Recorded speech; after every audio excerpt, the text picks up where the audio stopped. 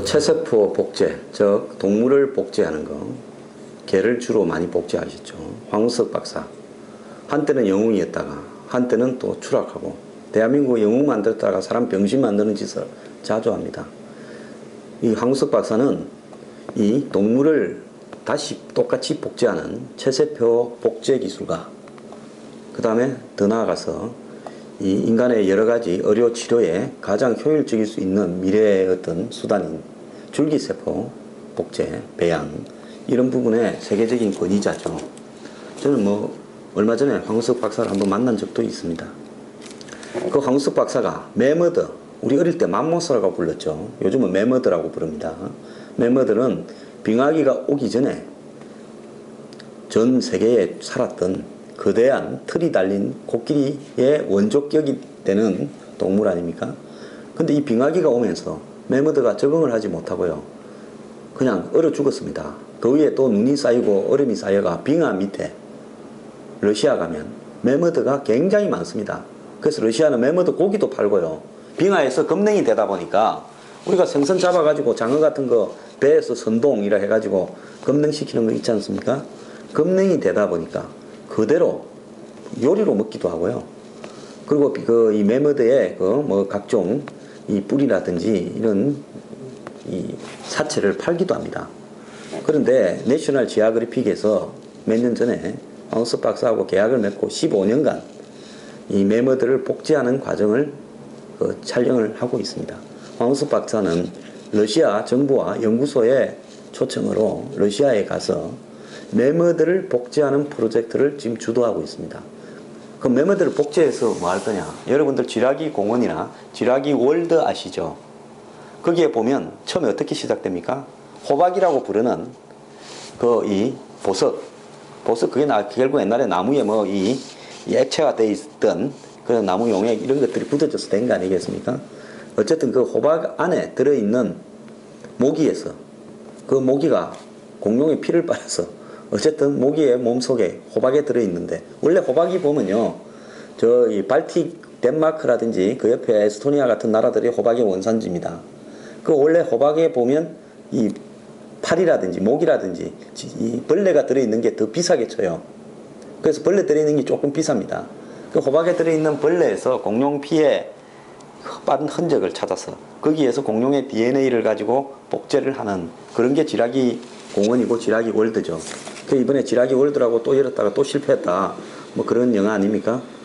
그런데 그걸 이제 실현시키고 있는 사람이 황우석 박사죠. 저는 황우석 박사가 복제한 개들도 보고 했는데요. 어쨌든 러시아 정부는 황 박사를 초대해서 체세포 복제 방식, 체세포 복제가 뭡니까? 그러니까 결국 그것이 뭔가 하면, 예를 들어서 개가 한 마리 있으면 그 개와 똑같이 생긴 쌍둥이 개를 하나 만드는 방법인데요. 첫 번째는 난자에서 핵을 제거합니다. 그리고는 배양, 분화시킨, 그 다음에 체세포에서 이제 핵을 가지고 그 이 핵을 뺀 난자에다가 이 배양 분화시켜서 만드는 세포의 핵을 집어넣습니다. 그래가지고 이 전기 자극등을 강하면 그것이 난자하고 세포의 핵이 융합이 되면서 결국 결국 그것이 융합이 되면서 이 융합된 난자를 이제 동물의 자궁에 넣어서 이제 한마디로 그때부터 이 자궁에 착상이 되면 임신이 시작되는 겁니다.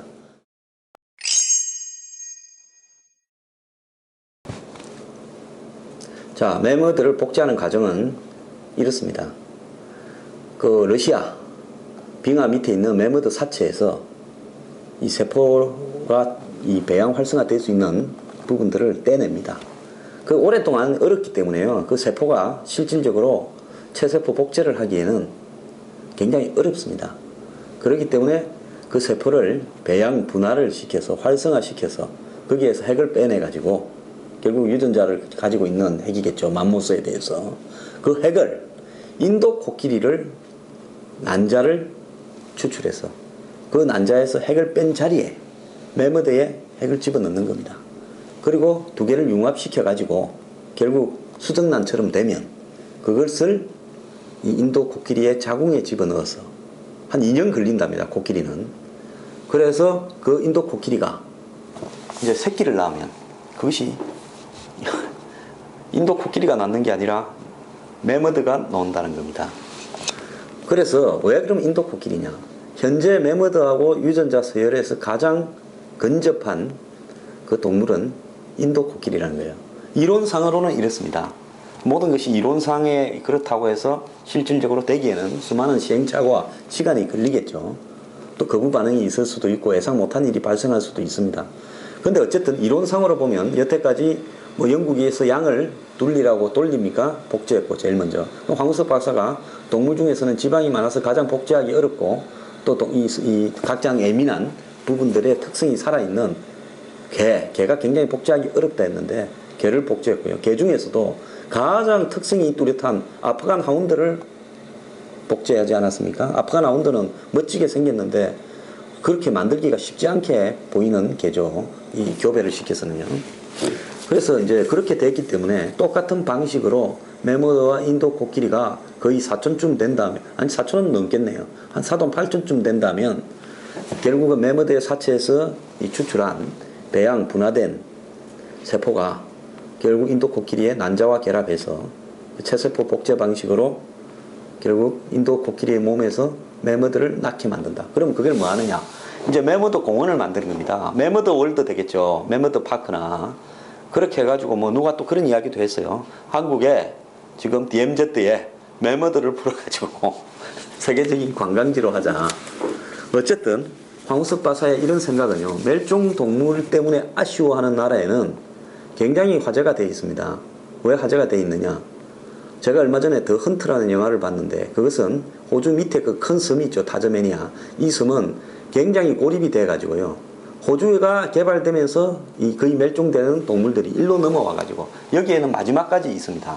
근데 다른 대륙과도 멀리 떨어져 있기 때문에 굉장히 이상한 모양의 진화된 형태의 동물들이 많은데 그 중에 하나가 유대류 중에 태즈메니아 데빌이라고 뭐 오소리도 비슷하고 곰도 비슷한 굉장히 싸나운 동물도 있고요. 근데 1936년에 멸종된 태즈메니아 타이거라고도 부르고 태즈메니아 늑대라도 부르는요. 뒤에 모양은 호랑이고 앞에 모양은 늑대처럼 생긴 동물이 있습니다. 여러분 지금 이 검색을 해보면요.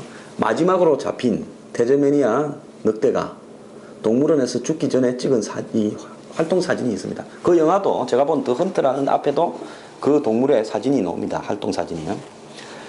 그런데 그 영화에서 보면 결국은 레드리프라고 부르는 유전자 공학 회사에서 그것이 죽지 않고 살아있다는 게 목격이 많이 됐으니까 더 헌트를 보내서 그 동물의 체세포와 혈액 등을 가져오면 그걸 가지고 복제해서 돈을 벌겠다는 겁니다.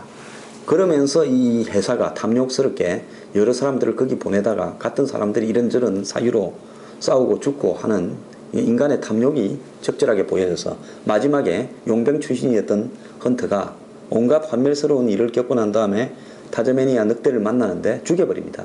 어차피 멸종될 건데 인간의 탐욕에 이용되지 말아가 죽여가지고 태워버립니다. 그리고 그 가루를 버려버려요. 그래서 제가 이 이야기를 하는 이유는 호주에서 황우석 박사가 체세포 복제를 한다 했을 때 굉장히 환호성을 올리면서 타즈메니아 늑대도 복제되겠다. 왜냐하면 타즈메니아 늑대가 죽었을 때 몸에 임신을 했었답니다. 그래서 그 안에 태아는 죽은 타즈메니아 늑대는 당시 뭐 기술로는 그런 게 안 됐기 때문에 박제로 만들었고 그 태아는 지금도 알코올에 보존돼 있대요. 그래서 그걸로 예를 들어서 늑대하고 뭐 하든지 이렇게 해서 뭐 복제를 하는 게 가능하지 않겠냐. 근데 여기서 이제 타즈메니아 늑대는 이 포유류 중에서도 유대류, 즉 캥거루나 이런 것처럼 몸에서 조그마한 새끼들을 넣어가 키우는 이런 종류랍니다. 호주나 타즈메니아는 유대류가 대부분이죠. 타즈메니아 데빌도 유대류입니다. 그렇기 때문에 실질적으로 어느 동물에 넣어서 이 융합된 난자를 복제할 건지 그런 기술적인 문제가 있을 것 같은데요. 좌우간 황우석 박사가 전 세계적으로 이런 부분에 상당히 각광을 받는데 문제는 황우석 박사가 그거를 이제 러시아하고 이 프로젝트를 합의해서 받아온 매머드의 이 세포를 한번 배양하고 활성화시켜라고 이제 이 교수한테 준 모양입니다. 어떤 교수한테. 그런데 그 교수가 그 세포를 배양하는 부분에 있어서 어느 정도 매머드 조직에서 세포를 되살려가지고 분화시키는데 성공을 했답니다. 그래서 이 박세풀 교수라는 분인데요. 그러니까 이분이 이게 이제 성공하다 보니까 이게 내 거다. 이렇게 된 모양이에요.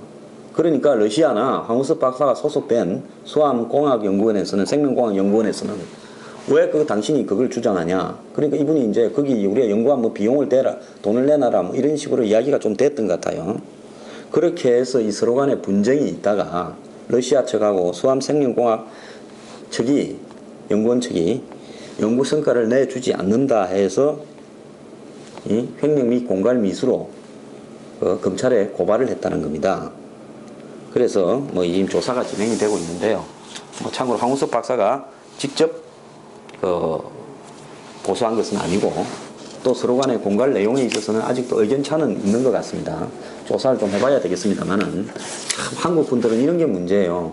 서로 간에 예를 들어서 이런 부분에서 역할 분담을 해서 잘할 수 있는 거는, 그럼 나도 이 정도의 기여를 했으니까 나도 뭐 이 발표를 하게 해주고 뭐 네이처지라든지 세계적인 과학 잡지에 더 나아가서 나한테도 이게 성공하면 지분을 조금을 달라. 미국 사람들 이런 거예요. 변호사 앞세워서 계약을 해가지고 끝내는데 한국 사람들은 이런 게 참 합리적으로 잘 되지 않고요. 서로 간에 공갈이 오고 가고 이렇게 됩니다.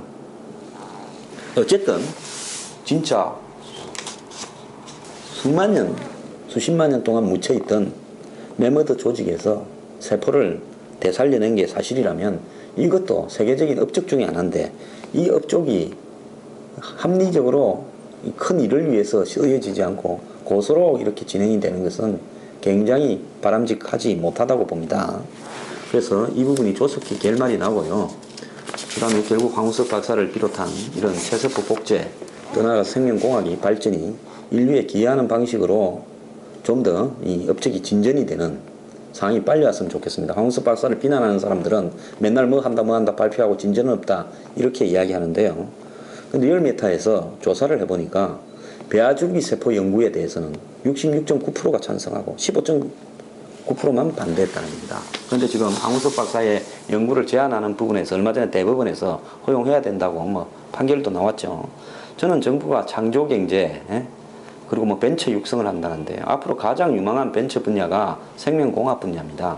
이 부분에 대해서 정부가 좀 더 노력을 할 필요가 있다. 열린 시선으로 바라볼 필요가 있다고 봅니다.